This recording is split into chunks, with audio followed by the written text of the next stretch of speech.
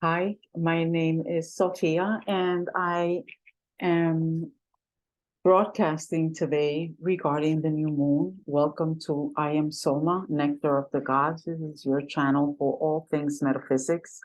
And today I wanted to focus on the new moon that just took place early in the early wee hours this morning in the United States. And depending upon where you are in the world, that may have been yesterday or it'll be during the day today. Um, so here we have new moon in Western astrology in the sign of Gemini. And it is quite an interesting new moon because the depositor of the moon, which is none other than Booth, Mercury, is also in the sign of Gemini. So its depositor is in its lord in its own sign. So that enlivens the qualities of Gemini even more. Some of the qualities that are attributed to the twins, right, which are represented, all the lovers in the tarot, are talkativeness. I have a node in Gemini, so I can relate to that fact. They're very cerebral, very intelligent, literary writers, poets. They're ruled by air, and air is not empty, right? Air, the space is not empty. The space that carries the air itself has a quality in the Eastern tradition, which is called prana. And prana is the living guide force of all that is, right? It's what gives us life. It's what gives us this ability to be conscious as a human organism. So it's quite the energy. And Bull being intelligence, the sun in the Vedic tradition of Tara, and Soma being the moon in her male aspect, gave birth to a son, and that is Bull, Mercury. It was born in the nakshatra of Mrigashira, which is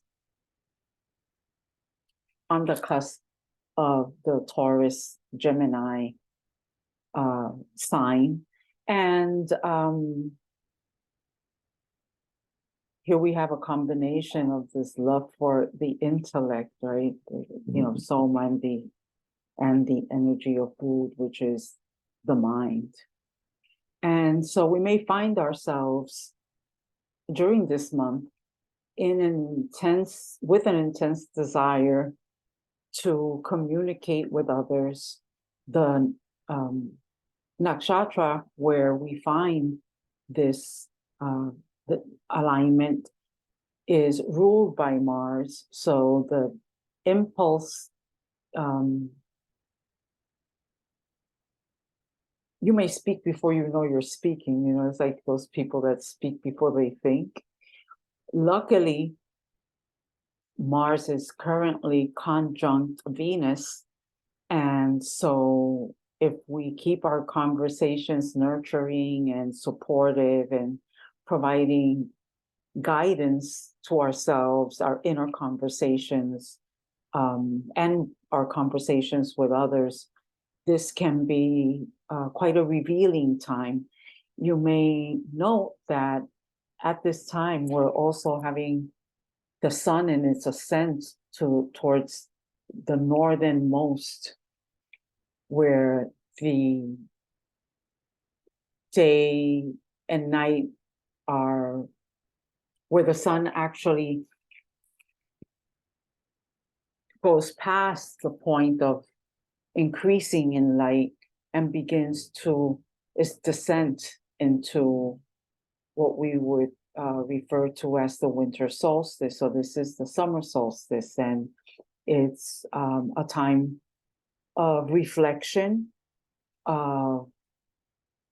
coming into understanding fully within ourselves about the direction forward. And right now around the world, we find that there are many different events that are vying for our time and our energy and our attention, and maintaining your awareness in a place where it can soar in the direction of what you want in your life, what you're manifesting in your dreams, your goals, your ever protected and self-guided directive that is not influenced so much by outside forces, I think is really the task during this lunar cycle. Magrisha, the nakshatra where the new moon has taken place, is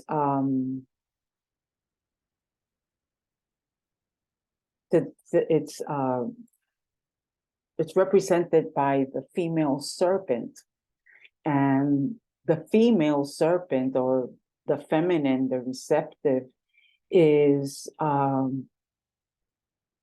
thought to be that aspect of activity that we give life, whether mentally, physically, in our spirit, in our movement, our inner movement, right? And so the serpent being a representative of that Kundalini energy, the energy that begins at the root of the chakra system, can actually become engrossed in sensory experience. And so directing this energy towards more spiritual purposes is recommended, right? That is something that we want to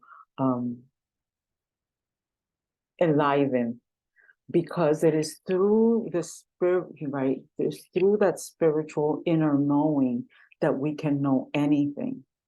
If you're looking outside of yourself for meaning and for direction, then that is being projected into the environment, perhaps by others, or even maybe by yourself, based on the material level of existence. And so there is this perception within the Buddhist tradition that form is emptiness and emptiness is form. And so if we understand that form is emptiness and emptiness is form, we understand that everything emanates from this formless, energetic, pure potential that exists in the entire universe. In science, physics, it's called the unified field of natural law. And so we have the ability to tap into that field through our own inner knowing by allowing the mind to settle within, enlivening our essence with pure potential. And so it is highly recommended that you do that you find practices and techniques and engage in routines that allow for that settling, because Mercury also rules Virgo, and Virgo rules the nervous system. And in Virgo, Mercury rules the nervous system and the digestive system. And so you will receive inner messages about what to do, how to go about what it is that you're trying to accomplish, if you can be quiet enough at the level of activity of daily life. And one of the ways that we are able to establish ourselves in that is through many of the practices that come from the Eastern traditions, such as yoga and meditation and eating the foods that are in alignment with your the predominant elements within your physiology. That's a science that's called Ayurveda.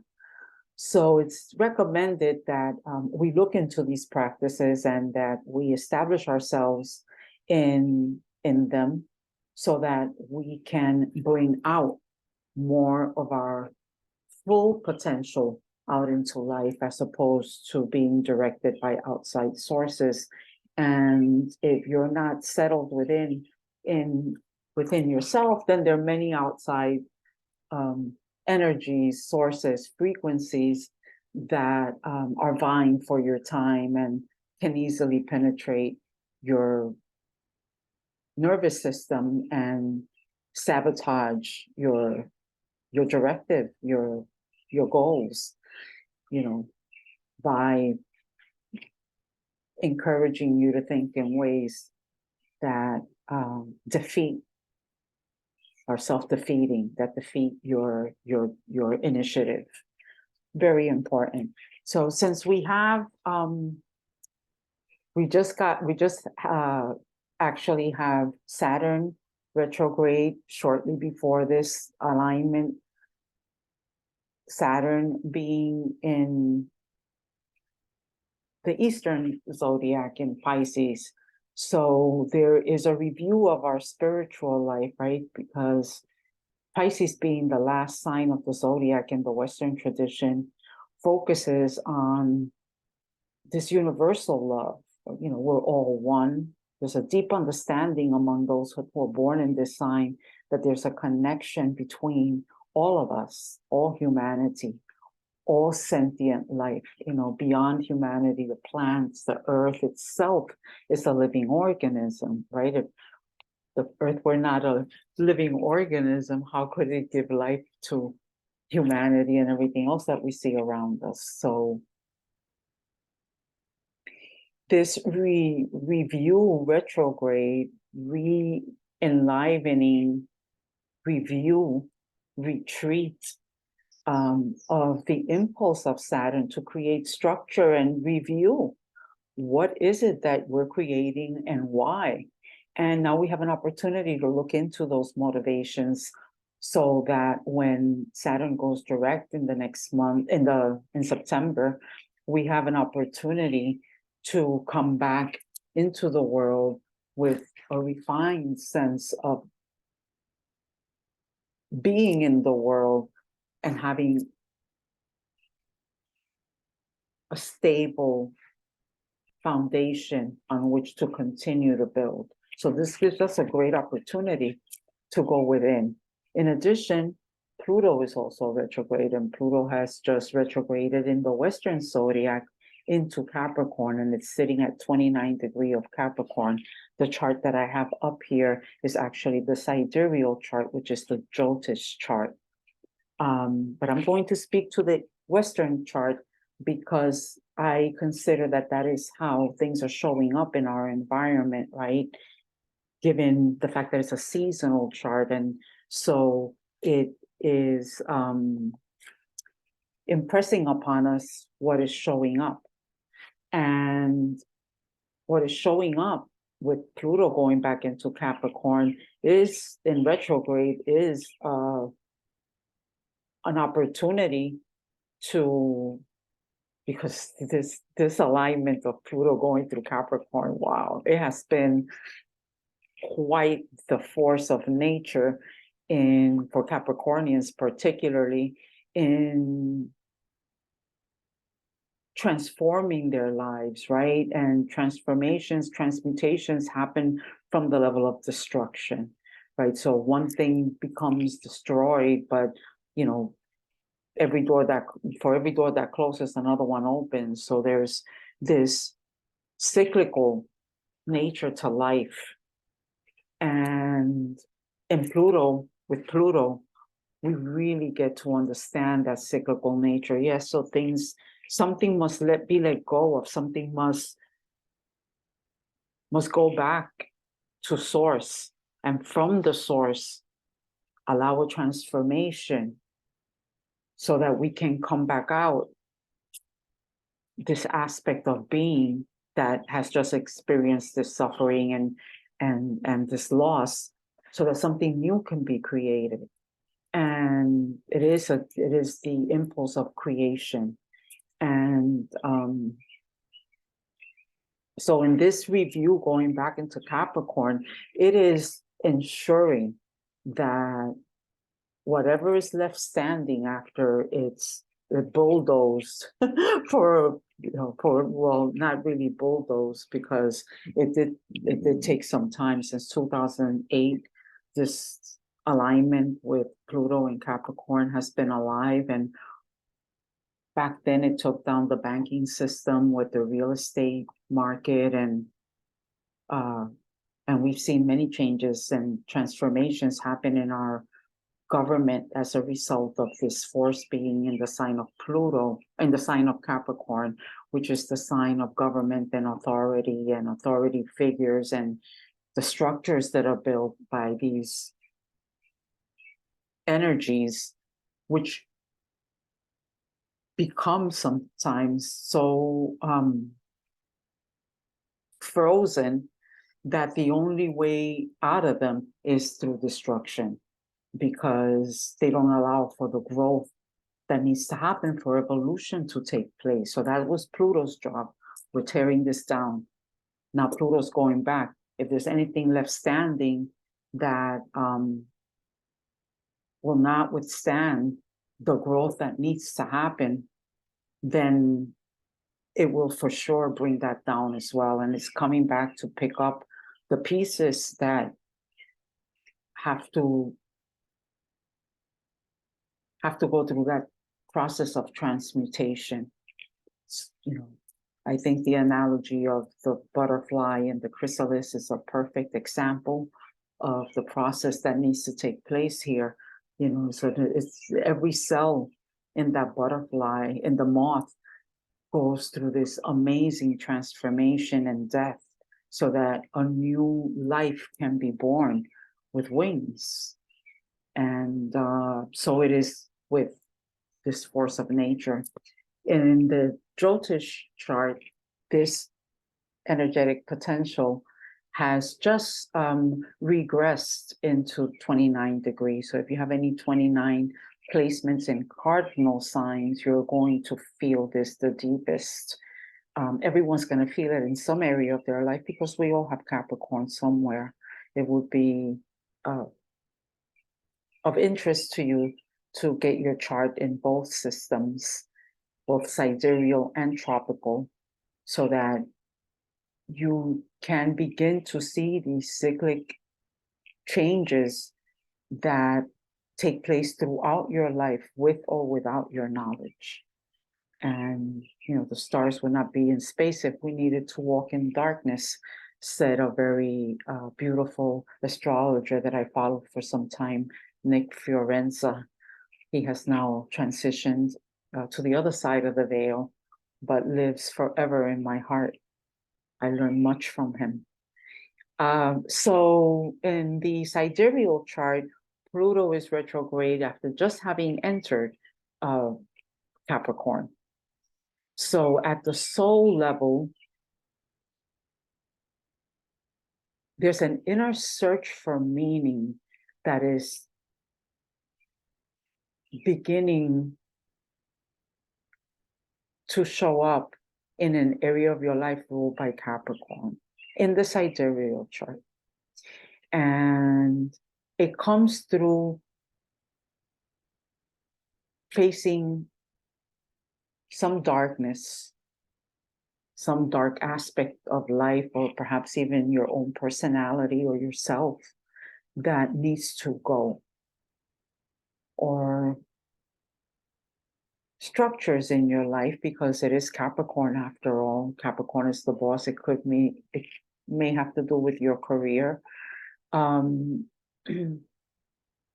that you're being asked to contemplate, and contemplation requires solitude.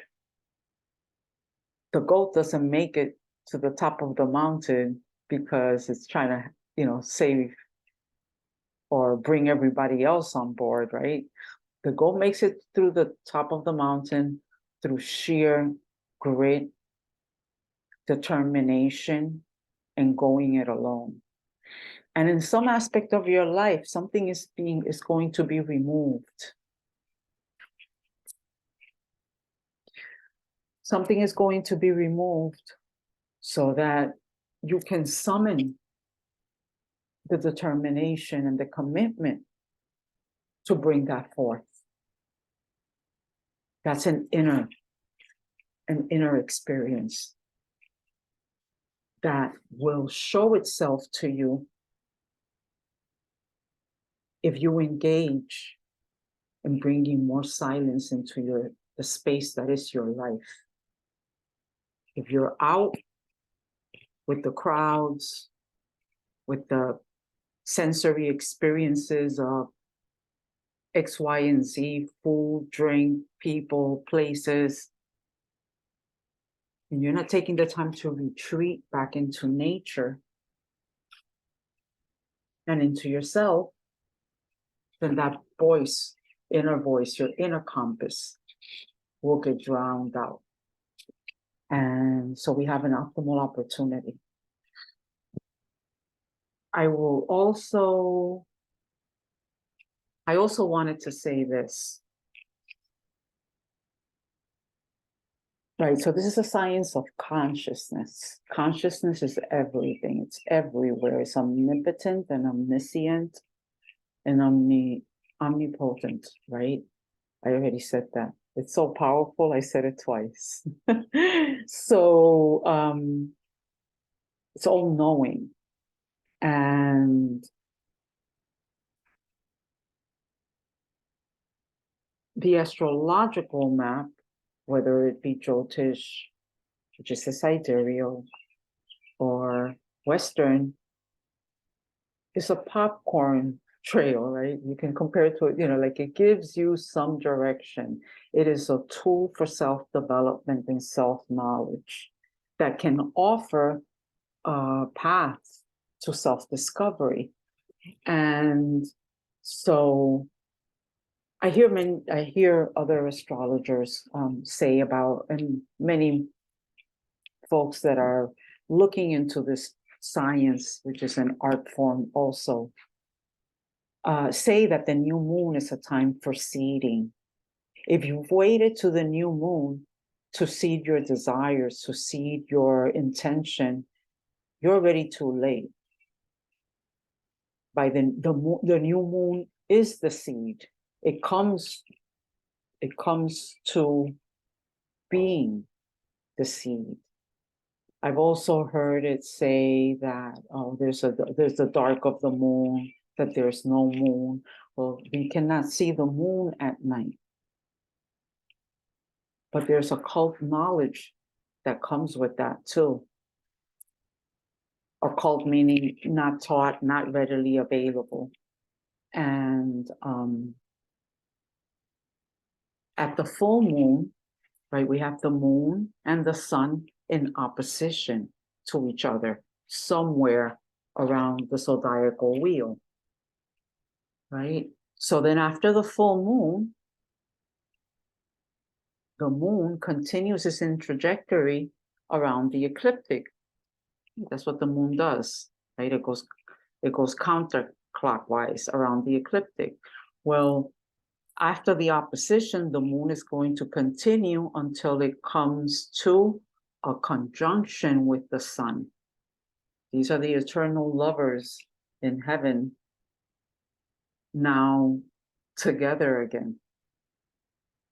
This period lasts for a couple of days, for a couple of hours, actually, not a couple, for several hours. And then the moon begins to wax again. And we see that with the crescent moon growing in light. That crescent moon carries your intentions.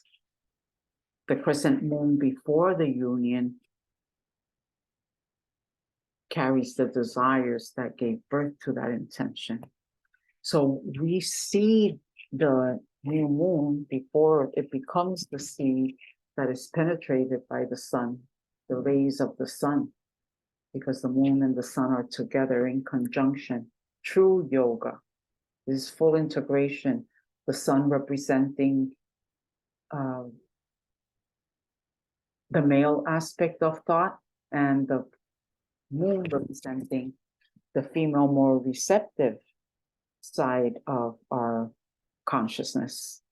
And so the two come together in yoga union for the purpose of giving life to the sun, is life. For the purpose of giving life to that which you have seeded as the moon has waned. I've said a lot. I trust that that will make sense to those of you who are here for the purpose of self-inquiry and who have a real interest in uncovering the nature of what we loosely call life, which is quite complex and very simple at the same time. All right, I've said so much. Thank you so much for your time here. I wish you all success. Something interesting that happens at the solstice in the natural world and plant life is that a growing bush or a growing tree or a growing plant will suddenly, after the solstice, give birth to a new shoot, right? So the plant is growing, this is the plant, and suddenly a new shoot grows out of the plant. Could be a new flower or a new shoot. It's almost like a stem grows out of that plant, announcing the growth that is possible during the summer for all life on earth. Everything increases in movement. Prepare yourselves. Don't walk into this blindsided. This is a program, so to speak, that is in effect year after year after year, right? And at some point, it catches our attention that this cyclical event has an impact on all life, including mine. And how do I align with that so that I can move in the direction of the greatest and the best in my own life, as opposed to allowing the waves of the moment to sway you back and forth, and you never know where you're going to end up. So I'll be teaching. Anyway, more about that at another time. I love you. I wish you all success in all you're doing. And thank you for being here. This is your channel. I am Soma, Nectar of the Gods, and so are you.